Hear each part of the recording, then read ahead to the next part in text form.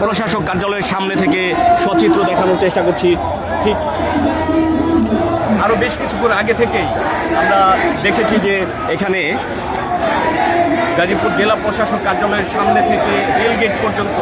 যে বিক্ষোভ কর্মসূচি হয়েছে এবং বিক্ষোভ কর্মসূচির পরে বৈষম্য বিরোধী ছাত্র আন্দোলনের নেতাকর্মীরা ঘোষণা দিয়েছেন যে গাজীপুরে আওয়ামী লীগের কোনো নিশানা থাকবে না এবং এরপর পরই এখানে অপারেশন হান্ট নামের যে একটি বিষয় বলা হচ্ছে যে এখানে আওয়ামী লীগের কোনো নিশানা রাখা হবে না। এই কর্মসূচি বাস্তবায়নের উদ্দেশ্যে কিন্তু এখানে আমরা দেখতে পাচ্ছি যে গাজীপুর জেলা প্রশাসক কার্যালয়ের সামনে দীর্ঘ সময় যাবৎ কিন্তু এখানে বৈষম্য বিরোধী ছাত্র আন্দোলনের নেতাকর্মীদের যে স্বতঃস্ফূর্ত